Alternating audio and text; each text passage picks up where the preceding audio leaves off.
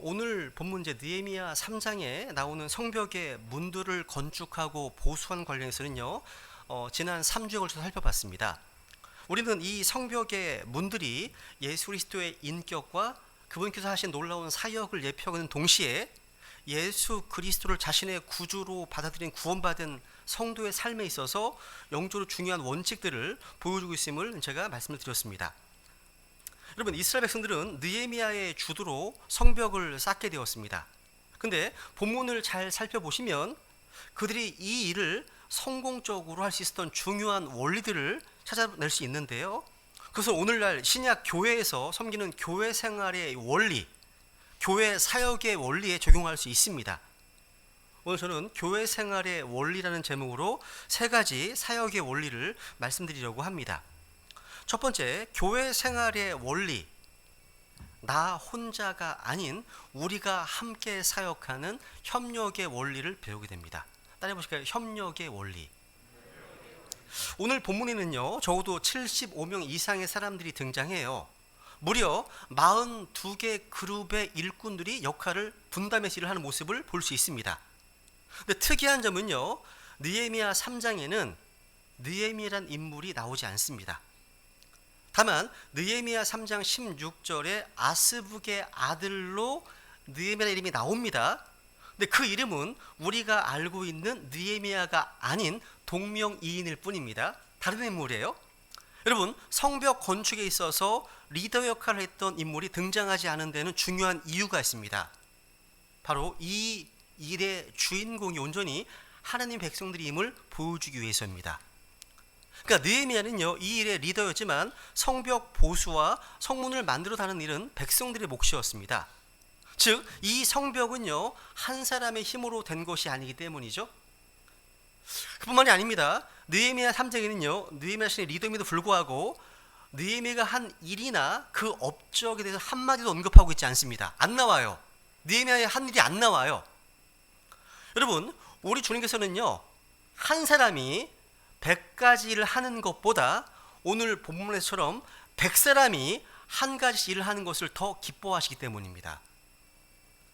여러 사람들이요, 각가지 분야에서 일을 했기 때문에 성벽 건축이라고 하는 이 크고 엄청난 주님의 일을 이룰 수 있었다고 증언하고 있는 겁니다. 즉, 이 일은요, 내가 한 것이 아니라 우리가 한 것이라는 뜻입니다. 우리가 했다.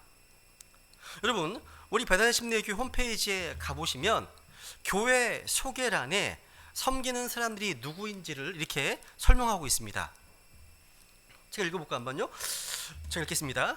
주님께서 신약 교회에 선물로 주신 말씀의 사역자들은 성도들을 완전하게 하고 섬기는 일을 하게 하며 그리스도의 몸을 세우는 일에 부르심 받았습니다. 성경에서 말씀하시는 교회는 소수의 몇 사람만이 교회를 섬기는 것이 아닌 모든 성도들이 섬기는 일을 하는 교회입니다. 저희 베드레 심내교회는 모든 회원들이 각자 자신의 은사와 위치에서 사역자가 되어서 그리스도 몸을 섬기는 신약성에서 말씀하시는 교회를 이루고자 합니다라고 되어 있습니다. 이게 바로 오늘 느헤미야 3장에 나타난 함께 섬기는 협력의 원리입니다. 전도서 4장 9절 이하의 말씀을 보세요. 한번 같이 읽겠습니다. 시작. 두 사람이 한 사람보다 나음은 그들이 자기들의 수고로 인하여 좋은 보상을 받기 때문이라. 혹시 그들이 넘어지면 한 사람이 자기 동료를 일으켜 세우려니와 홀로 있는 자는 넘어질 때에 화가 있으리니 그를 도와서 일으킬 다른 자가 그에게 없도다. 또 두 사람이 함께 누우면 그들이 따뜻하게 되거니와 사람이 어찌 홀로 따뜻할 수 있으리요. 누가 그를 쳐서 이기면 두 사람이 그와 맞서리니 세 겹줄은 빨리 끊어지지 아니하느니라. 아멘. 저는 이 말씀을 기록된 그대로 믿습니다. 여러분, 한 사람이 할 수 있는 것보다 두 사람이 더 많은 일을 할 수 있기 때문입니다. 그리고 혼자 사는 것보다 결혼해 사는 것이 훨씬 더 낫습니다. 또 결혼한 이후에 자녀들을 두고 사는 게 더 낫습니다. 그렇게 얘기할 수 있습니다. 그렇죠? 여러분, 이 말씀은요, 함께 협력하는 협동의 시너지 효과를 잘 보여주고 있습니다. 우리 구원받은 성도들은 결코 혼자가 되어서는 안 됩니다. 우리가 구원받은 순간부터 together, 함께 살도록 지음받았기 때문입니다. 함께입니다. 성경에서 together란 말, 이 함께라는 말에 좀 주목하시면 좋겠습니다. 한번 찾아서 공부하시면 좋을 것 같습니다. 여러분, 우리가 살고 있는 지금 이 시대는요, 어느 시대보다 개인주의가, 이기주의가 팽배한 시대입니다. 함께가 아닌 홀로 사는 것이 더 좋다고 합니다. 결혼하는 것보다 혼자 사는 것이 더 편하다고 하는 사람들 무척 많습니다. 근데 여러분, 우리의 믿음 생활, 이 영적인 생활, 우리의 신앙 생활은요, 홀로가 아닌 함께하는 것입니다. 함께하는 것입니다. 우리 구원받은 성도들은요, 홀로 서기가 아니에요. 독립이 아닙니다. 언제나 together, 함께, 또 서로가 되어야 됩니다. 함께, 서로. 따라해보세요. 함께, 서로. 우리는 함께 모입니다. 마태복음 18장 27절 읽어볼까요? 주님께서 말씀하셨습니다. 시작. 두세 사람이 내 이름으로 함께 모인 곳에 나도 거기에 그들의 한 가운데 있느니라 하시니라. 여기 보시면 함께 모인 것, gathered together 나오죠. 함께 모인 것. 여러분, 이 말씀을 오해하지 마시기 바랍니다. 어떤 분들은요, 두세 사람이 모이면 그곳이 교회라고 주장하기도 하지만 전혀 그런 말이 아닙니다. 이 말씀은요, 우리 주님께서 어디에도 계십니다. 어디에나 계세요. 그렇다고 어디나가 다 교회라고 하는 사람은 없죠. 주님께서는요, 내 안에도 계십니다. 그렇다고 내가 곧 교회라고 할 수 없습니다. 내 몸이 성령의 전인 것은 맞지만 내 몸이 교회는 아닙니다. 교회는 불러냄을 받은 사람들의 모임이기 때문입니다. 모임. 그러니까 모이지 않으면 교회가 아닌 겁니다. 사도행전 1장과 2장에 보시면 그 당시 제자들은 함께 모여서 기도했고요, 주님 약속하신 성령을 기다렸습니다. 그것도 마찬가지예요. 사도행전 4장 31절에 이런 말씀이 있습니다. 그들이 기도하기를 마침에 그들이 함께 모인 곳이 흔들리더니 그들이 다 성령님으로 충만하여 담대히 하나님의 말씀을 말하니라. 여기 그들이 함께 모인 곳, 여기에 주목해 보세요. 그들이 함께 모인 곳. 제자들은요, 혼자가 아닌 언제나 함께 모였습니다. 함께였다는 거예요. 사도행전 11장 26절 보시면 그를 만남에 안티옥으로 그를 데려오니라. 그들이 만 1년 동안 그 교회와 함께 모이며 많은 사람을 가르쳤는데 제자들이 안티옥에서 처음으로 그리스도인이라 불리니라 말씀하십니다. 여러분, 우리 믿음 생활의 핵심 한마디로 뭐냐면 함께 모이는 겁니다. 함께 모이는 거예요. 이게 영적 생활의 핵심입니다. 바울과 바나바는 교회와 함께 모이면서 많은 사람을 가르쳤습니다. 이들이 처음으로 안티옥에서 크리스찬이라고 불렸습니다. 이 그리스도라는 말의 시작이 뭐냐? 교회에 함께 모여서 말씀을 배우는 데서 시작된 겁니다. 우리는 서로 함께 해야 됩니다. 우리가 함께 해야 하는 것은요, 우리가 그리스도 안에서 한 몸을 이룬 지체들이기 때문입니다. 우리는 믿음의 경주를 함께 달려야 돼요. 서로 부축하면 다녀야 되겠죠, 그죠? 함께 달려야 됩니다. 함께 기도해야 됩니다. 함께 믿음의 선한 싸움을 싸워야 됩니다. 함께해요. 여러분, 몸된 교회의 지체들은 결코 독립적으로 아니면 독자적으로 잘할 수 없습니다. 따로따로 불가능합니다. 만약 그렇게 잘하는 지체가 있다면 그것은 비정상입니다. 좀 심하게 말하면 암세포일 수 있어요. 암세포. 여러분, 우리는 서로 함께 해야 되는 겁니다. 우리가 서로 함께 섬기고 함께 협력해야만 주님 맡기신 그 일을 가능하게 되는 겁니다. 느헤미야 3장에 나온 이 예루살렘의 거민들은요, 서로가 저마다 자기가 서야 하는 그 자리에 서서 자발적으로 자기가 마땅히 해야 할 일을 했습니다. 그래서 성벽 건축이라는 놀라운 주님의 일을 완수할 수 있었던 겁니다. 여러분, 제가 지난 설교에서 언급했던 그런 부분인데요, 느헤미야 3장 본문에 제일 많이 나오는 단어가 바로 이거였습니다. 그 다음은, 또 그들 다음은, 이런 표현이었습니다. 이 말은요, 3장 32절 중에 22절에 걸쳐서 24번 나옵니다. 이것은요, next unto him, next unto them으로 되어 있습니다. 이것은요 단순히 일의 순서를 밝히는 단순한 나열이 아니에요. 이들은요 자기가 서야 할 위치에 서서 그 일을 하고 또 다른 사람이 그 옆에 자기가 마땅히 서야 할 자리에 서서 그 일을 하고, 그래서 이 엄청난 예루살렘의 성벽의 건축이 이루어졌다는 겁니다. 각자 자신의 자리에서 모든 일을 질서 있게 조화를 이루면서 협력해서 이 위대한 역사를 완수했다는 겁니다. 여러분, 하나님의 일에는요 개인주의나 영웅주의가 용납되지 않습니다. 오늘날 주님의 사역이 잘 진전이 안 되는 것은 크리스찬들조차도 지나치게 개인주의적이어서 협력이 잘 안 되기 때문이라고 누가 지적합니다. 한국인의 의식구조라는 책이 있는데 그 책에 보면 이런 얘기가 있습니다.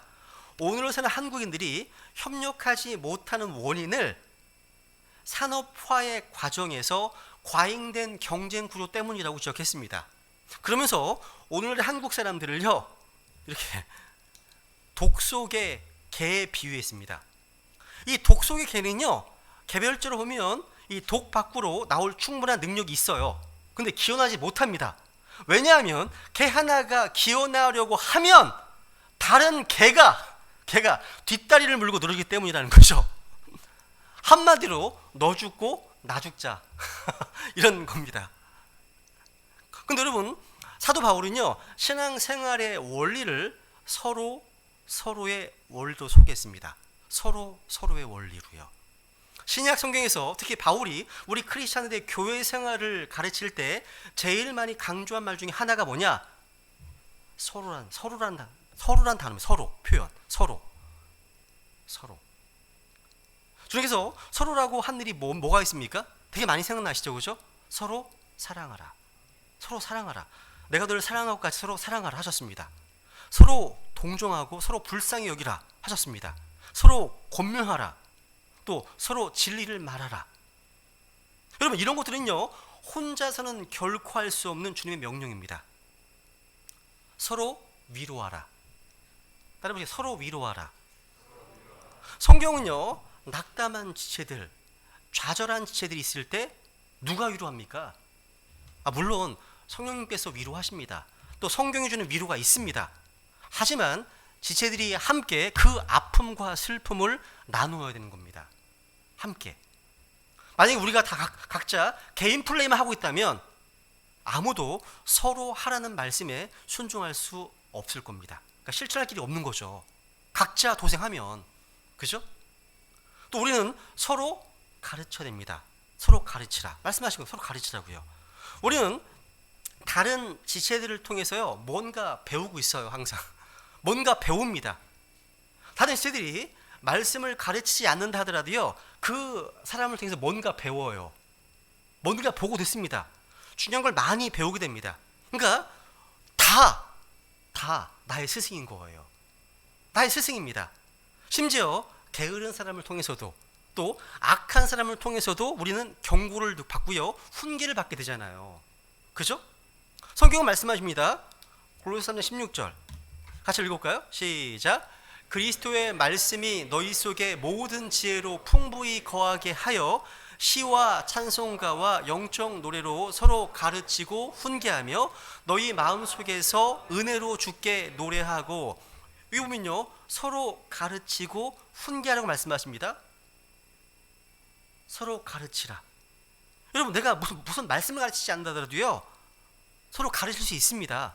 그러니까 우리의 사귐, 교제는 서로 배우는 과정이에요. 배우는 겁니다. 내가 누굴 가르친단 말인가? 그거 싶어도요 누군가는 여러분을 보고 있고 배우고 있습니다. 이게 나쁜 것일 수 있고 좋은 것일 수 있습니다. 여러분, 교회에 예배에 계속 지각하잖아요. 누군가 그 사람을 보면서 늦게 오는 것을 배우는 거죠. 그렇죠. 교회에 자주 빠지네? 그럼 누군가 어린 세들은 교회에 자연스럽게 안 오는 것을 배우게 되는 겁니다. 반대로 누군가 열심히 전도하면 말하진 않아도 누군가는 배우고 있는 것이기 때문에 이미 가르치고 있는 거예요. 어떤 분들은요, 자신이 오직 성경만 보고 성경 파는 거죠. 성령님의 조명하심 받아서 주님께 직접 배운다고 얘기를 합니다. 근데 그런 것은 없습니다. 성경은 신약 교회가 진리의 기둥과 터전으로서 교회를 통해서 형제 자매들이 서로 해야 할 일을 하고 서로 하지 말아야 할 것을 하지 않음으로써 배우는 겁니다. 그런 배움이 없다면 그 사람의 믿음 생활, 영적 생활은 거짓일 뿐입니다.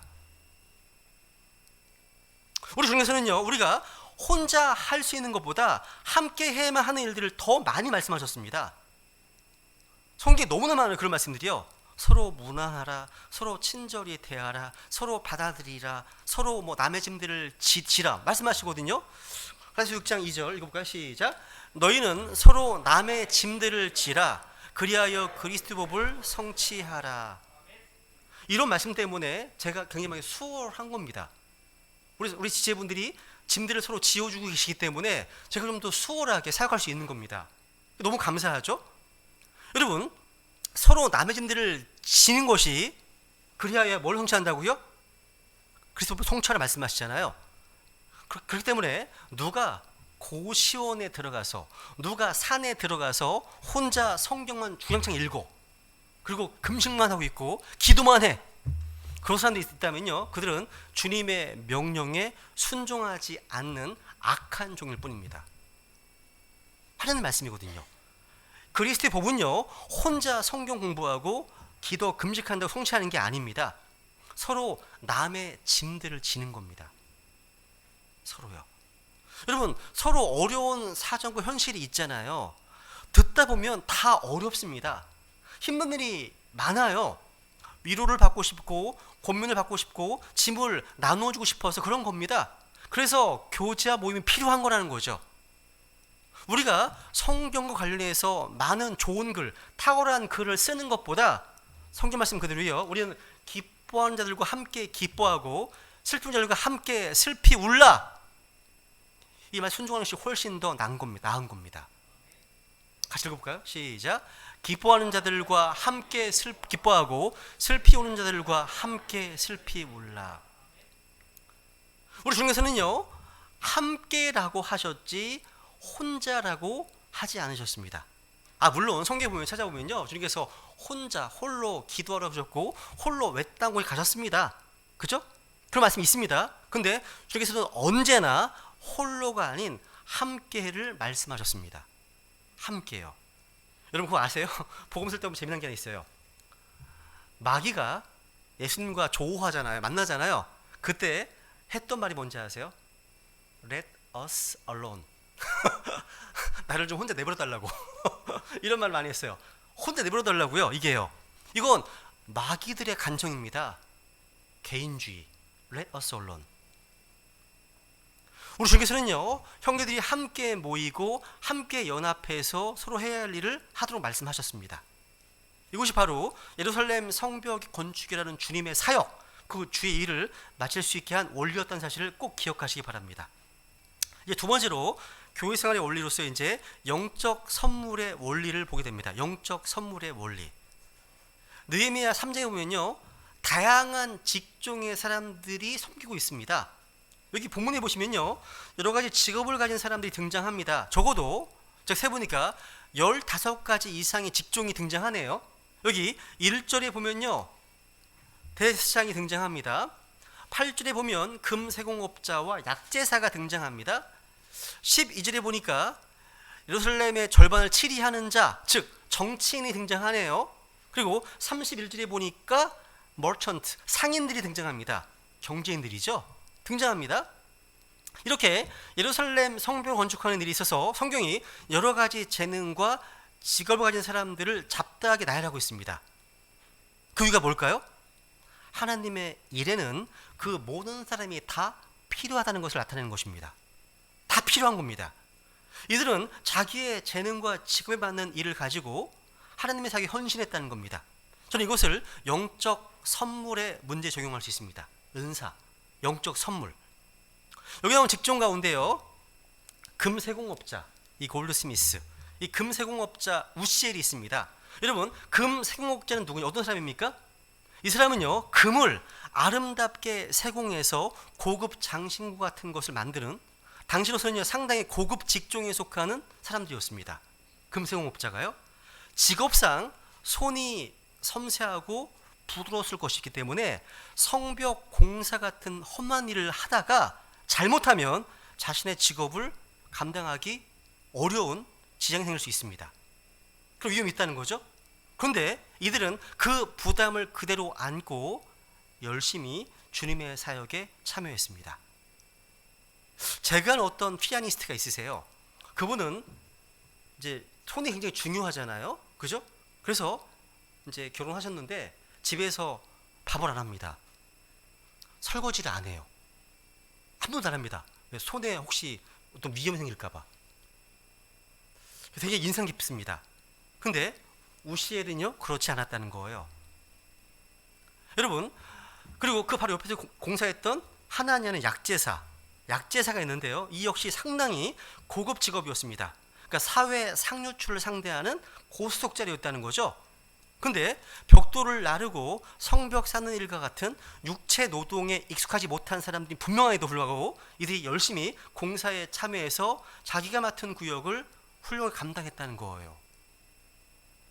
놀랍습니다, 여러분. 그리고 여기 9절에 나와 있는 이 르바야, 예루살렘의 절반을 치리하는 아버지를 둔 권력과 집안의 자제였습니다. 이 르바야는요, 분명히 아버지의 후광으로 얼마든지 이런 성벽 공역, 이 기피를 할 수 있었을 겁니다. 그런데 앞장서서 열심히 성벽을 쌓았습니다. 금세공업자 우시엘, 약제사 하나냐, 권력자의 아들 르바야, 이 세 사람을 보면서 느끼는 것이 있습니다. 많은 것을 가진 사람이, 특권을 누릴 수 있는 사람이 그걸 포기하고 주님의 사역에 헌신하잖아요. 하나님은 그것을 아름답게 보신다는 겁니다. 가진 사람들이요 마치 없는 것처럼 겸손하게 헌신적으로 주님의 일을 감당했다는 거죠. 그죠? 또 여기는요 그 당시에 바쁜 레위 사람들도 동참했습니다. 17절 보세요. 그 다음은 레위 사람들 곧 바니 아들 르훔이 보수하였고, 그 다음은 그일라의 절반을 치리하는 자 하사비아가 자기 뭐가 복수하였더라. 되어 있죠? 여기 레위 사람도 동참했네요. 르훔은 레위 사람입니다. 당시 레위 사람들은요 제사장의 직분을 맡아서 성전 봉사의 임무를 수행하고 있었는데, 자료를 찾아보면 그 당시에 레위 사람들이 숫자가 몹시 적었어요. 적기 때문에 눈 굳을 수 없이 바빴다는 겁니다. 그런데도 바쁜 시간을 쪼개어서 성벽 재건의 사업에 적극 참여했다는 거죠. 이게 무슨 말입니까? 바쁘다는 핑계로 주님의 일을 못한다고 너무 쉽게 포기하거나 발뺌해서는 안 된다는 겁니다. 여러분, 진짜 헌신은 뭡니까? 바쁜 사람이 없는 시간 쪼개어 살면서 드리는 겁니다. 방학하면요, 내가 현직에서 물러나면요, 좀 한가해지면요, 코로나가 좀 잠잠해지면요, 주님의 일을 하겠습니다. 이게 하지 말고 지금부터 내가 할 수 있는 일을 하라는 겁니다. 바쁠 때 그 시간에 일부 주님께 드려보길 원하는 겁니다. 제가 예전에 이제 들었던 예화 중에 굉장히 인상 깊었던 예화가 하나 있습니다. 현대그룹을 창립했던 고 정주영 씨, 유명한 일화가 하나 있어요. 빈대의 교훈이 있어요. 여러분, 이분이 젊었을 때요 인천 부두에서 노동자로 근무한 적이 있었습니다. 일을 마친 후에 숙소로 돌아오잖아요. 그럼 많은 빈대 때문에 잠을 편하게 못 잤습니다. 날마다 빈대 때문에 잠을 이룰 수 없었던 이제 이 정주영은요 이제 꾀를 내어서 탁자 위에서 잠을 잤습니다. 그런데 빈대가 탁자 다리를 타고 올라와서 물어 뜯는 거 아닙니까? 국내 그대 좋은 아이디어가 떠올랐습니다. 세숫대야 4개에 물을 가득 채우고 탁자 다리를 세숫대에 담가놨습니다. 빈대가 탁자 다리를 타고 올라오더라도 물에 빠질 거니까 빈대를 피할 수 있을 거라고 생각했던 겁니다. 그런데 또 빈대 공격을 당했습니다. 알고 보니까 빈대들이 벽을 타고서 천장에 올라가서 천장에서 진짜 무슨 낙하산 피고 뛰어내리는 겁니다. 자기를 향해서. 그래서 이 경험 바탕으로 해서 인내심 없이 쉽게 포기하는 사람을 가리켜서 에휴 빈대만 못한 사람, 이렇게 종종 말했다고 하는 겁니다. 놀랍죠? 여러분, 세상 사람도 그렇다면 우리 크리스찬들은요, 더더욱 주님께서 맡기신 일을 쉽게 포기해서는 안 된다는 겁니다. 하나님께서는요, 우리가 이 세상에 태어날 때 우리 각자에게 맞는 재능을 주셨어요. 우리가 예수님의 십자가의 대속으로 구원받을 때 하나님은 우리에게 영적 선물들을 주셨습니다. 이 은사죠, 은사. 그죠? 기프트. 개역성은 은사, 흠재역은 선물로 되어 있죠. 그죠? 선물을 주셨습니다. 이렇게 받은 그 은사를 가지고 하나님의 사역에 기여해야 한다는 거죠. 이게 영적 선물로서 은사의 원리입니다. 그러니까 이걸요, 요즘 아이들 표현대로 얘기하면, 그러니까 영적 선물의 원리를 요즘 말로 쉽게 설명하면 좋아하면서 잘하는 일을 하라는 겁니다. 좋아하면서 잘하는 일을 하라는 거죠. 여러분, 그리스도인의 섬김에 있어서 가장 중요한 원리 중 하나가 뭡니까? 영적 선물을 따라 섬기는 겁니다. 그것은 한마디로 내가 좋아하고 잘할 수 있는 일을 하는 겁니다. 그런데 내가 좋아하고 내가 잘하는 일, 이 두 가지 조건이 다 충족되어야 돼요. 좋아하긴 하는데 잘 못해. 그거는 은사에 따른 일이 아닙니다. 예컨대 저는 음악을 좋아해요. 음악을 좋아합니다.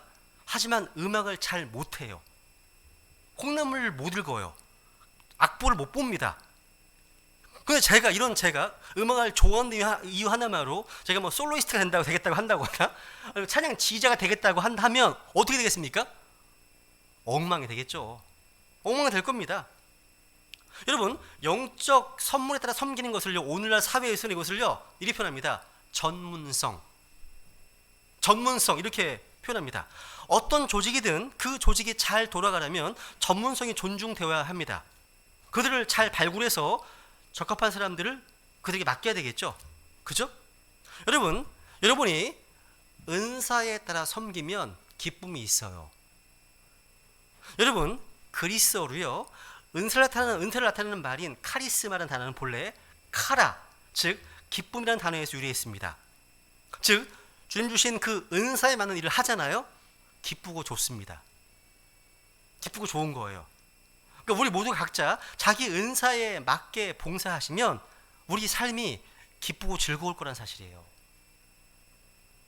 성경 이제 고린도서 12장에 보시면요, 교회는 그리스도의 몸이라고 설명하기 전에 신약 교회는요, 하나님께서 각양 영적 선물을 가진 사람들 구성되고 있다는 사실을 설명하면서 은사를 말씀하고 있습니다.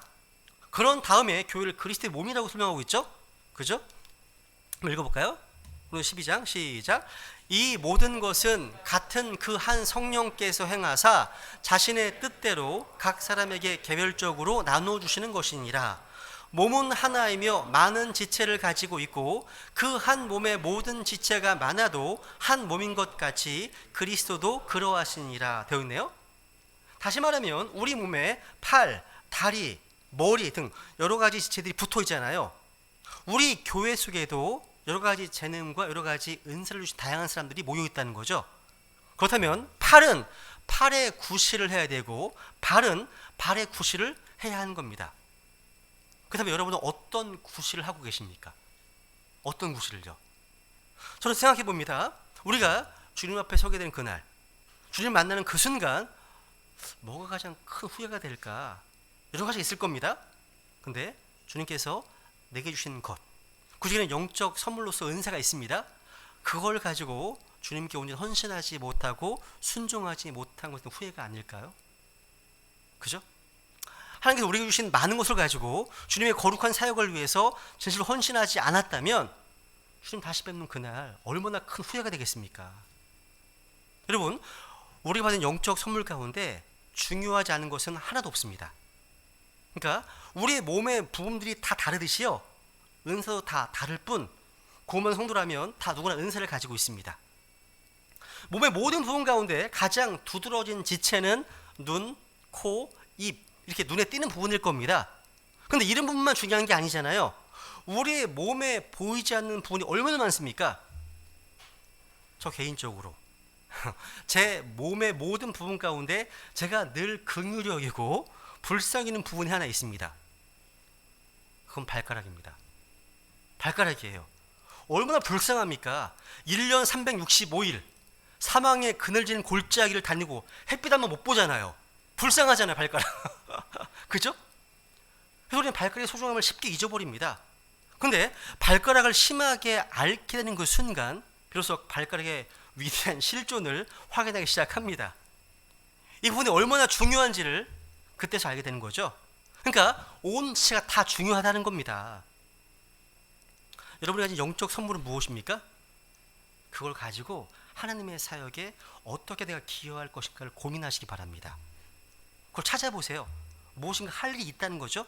그러니까 내가 받은 은사들이 활용될 때 비로소 하나님의 사역이 온전히 이루어지는 것입니다. 느헤미야는 이런 원리를 잘 활용해서 적재적소에 사람들을 배치했습니다. 그래서 단시일 안에 예루살렘 성벽 중건이라는 아주 대업을 실현할 수 있었던 겁니다. 저는 베들레헴 교회에 출석하는 모든 지체들이 자기 받은 영적 선물들을 100% 발휘해서 하나님의 그 위대한 사역에 자신을 드리기 시작했을 때, 그리고 우리가 하나가 되어서 하나님의 일을 할 때 거기 나타날 하나님의 역사를 한번 생각해 보시기 바랍니다. 그럼 세 번째로 가겠습니다. 교회 생활의 원리로서 세 번째, 격려의 원리입니다. 격려의 원리. 느헤미야 3장에는요 성벽 건축에 동참했던 일꾼들이 한 일들이요 상세히 기록되어 있습니다. 즉 하나님께서는요 모든 일꾼들을 다 보고 계시고 잊지 않으신다는 겁니다. 성경에 보면요 이렇게 사람 이름들을 아주 상세히 기록한 것들이 많이 있어요. 느헤미야 3장 본문도 그중 하나입니다. 생각해 봅니다. 효율성을 중요하게 여기는 요새 기업이나 정부 보고서 같은 걸 보면 아마 이렇게 했을 것 같습니다. 대제사장 엘리야십 이하 수많은 사람들이 열심히 힘을 모아서 일했다. 끝. 이 정도. 근데 성경은 일일이 어느 가문에 누가 어디서 어떻게 일했는지를 다 기록하고 있습니다. 신약 성경에서요 바울이 각 교회 문안할 때 사람 이름 하나하나를 다 언급합니다. 로마서 16장, 로마서 마지막 장은 거의 문안인사로 다 채웠습니다. 무슨 뜻입니까 이게? 하나님에게는요 한 사람 한 사람이 다 소중하다는 겁니다. 다 소중하다는 겁니다. 한 사람 한 사람이 다 특별하다는 것입니다. 숫자로 한꺼번에 싸잡아서 처리할 수 없다는 거죠. 그러니까 하나님의 마음은요 조직이 아무리 커도요 구성원 하나하나의 그 사정과 수고에 관심을 기울이신다는 겁니다. 너무 감사해요. 오늘 제가 처음 읽었던 말씀 보시면요 일꾼들이요 어디서 어디까지 무슨 일을 했는지 다 기록하고 있습니다. 한번 16절부터 여기 이 내용 이런 내용입니다. 25절까지 다 그런 내용입니다. 그러니까 이 25절까지는요 샘모대에서부터 물문까지 성벽 보수공사를 한 사람들 명단이 나와요. 따로 설명이 필요한 부분이 없어요. 그냥 쭉 읽으면 돼. 그런 내용이에요. 그죠? 야, 저는 이걸 보면서요 성경은 하나님의 말씀이 맞다 생각하게 됐습니다. 여러분 일반 종교 경전은요 어떤 사람의 사상이나 깨달음이나 철학이 기록되어 있습니다. 근데 성경은요 그 당시의 시간적 배경과 공간적 배경이 기록되어 있습니다. 언제, 누가, 어디서, 어떻게 인명과 지명이 기록되어 있습니다. 성경의 영감을 증거하는 겁니다. 야, 여러분 이 기록 그대로요 여러분이 하신 일은 하나님의 책에 다 기록됩니다. 기록돼요. 그리고 주님께서는요 우리가 한 그 일에 대해서 보상해 주십니다. 성경 기록은요 우리 역시 이와 같이 기록된다는 사실을 보여주고 있는 겁니다. 하나님은요 우리의 모든 수고와 헌신을 아시고 그것을 보고 계십니다. 하나님은 보고 계십니다. 하나님은 알고 계십니다. 우리의 모든 수고와 섬김을요. 그러니까 이 많은 사람들의 이름과 신상 명세서 일하는 스타일까지 다 느헤미야는 꼼꼼하게 관찰하고 기억하여 적고 있습니다. 이건 느헤미야 자신의 힘으로 한 것이 아니죠. 성령께서 보게 하시고 기억하게 하신 것입니다. 하나님은 다 보고 계십니다. 기억하신다는 거죠. 이 많은 발음하기도 힘든 이름들을 왜 피곤하게 일일이 다 열거했을까요? 그냥 저 같으면 이하 동문 이렇게 했을 것 같아요. 이렇게 안 했습니다. 하나님은요 이 모든 사람들의 헌신이 다 특별하고 소중하다는 겁니다. 우리 또한 하나님께 다 이렇게 특별한 존재라는 겁니다. You are special. 순진하는 겁니다. 그 피큘러 피플이잖아요. 우리 다요. 독특한 백성들. 그래서 여러분이 하는 일이요, 아무리 작고 보잘것없어 보인다 하더라도 주님께는요, 보배로운 일임을 잊지 마십시오. 여러분, 오늘 본문에서 느헤미야가요, 이토록 세심하게 여러 사람들의 이름과 사역의 내용을 상술한 이유가 무엇일까요? 한마디로 격려하기 위해서입니다. 격려하기 위해서요. 인간은요, 누구나 격려받지 못하면 어떤 일을 지속적으로 헌신하기가 쉽지 않습니다. 여러분, 격려의 반대는 낙심입니다. 낙심이에요. 영어로 격려를요, encouragement라고 합니다. encouragement는요, in 하에다가 courage, 용기라고 얘기하죠. 여러분, 격려를 받으면 용기가 생깁니다. 낙심은 discouragement입니다. 그러니까 낙심하면 용기를 잃어버리는 거죠. 할 의욕이 잃어버리는 겁니다. 의욕이 없어지는 겁니다. 그래서 히브리서 기자는요, 히브리 10장 24절에 보면 서로를 살펴보아 사랑과 선한 행위에 이르도록 격려하며 라고 말씀하고 있습니다. 격려하며. 여러분, 우리나라 사람들의 의식 속에는요, 유교 문화의 전통이 생각보다 뿌리 깊게 잡혀 있습니다. 근데 유교 문화는요, 성경적으로 율법주의적 경향을 갖고 있습니다. 그래서 우리 문화는요, 책망과 정죄에는 무척 빨라요. 무척 빠릅니다. 근데 격려의 전통은 결여되어 있습니다. 이 우리나라 문화예요. 격려를 못해요. 우리는 좀 더 서로를 격려할 필요가 있습니다.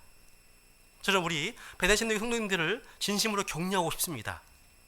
안내로 섬기시는 형제님들, 방송으로 섬기시는 형제님들, 거리전도의 신실하신 형제님들, 주일 오전 성경 공부, 주일학교에 섬기는 지체들, 각 구역에 섬기시는 지체분들, 주방에서 또 찬양과 반주로 수고하시는 지체분들, 청년부에서 등등, 그리고 보이지 않는 곳곳에서 말씀과 기도로 다른 어린 지체들을 세우는 지체도 있음을 다 듣고 보고 있습니다. 베다니의 좋은 성도님들을 주셔서 저는 주님께 너무 감사합니다. 서로가 서로를 더 많이 격려해 주시길 바랍니다. 이제 제 말씀을 좀 마무리하겠습니다. 이스라엘 백성들은요, 서로 함께 협력하고 자신의 위치에서 자기가 받은 대로 서로 격려하며 예루살렘 성벽이라고 하는 주의 사역을 온전히 성취했습니다.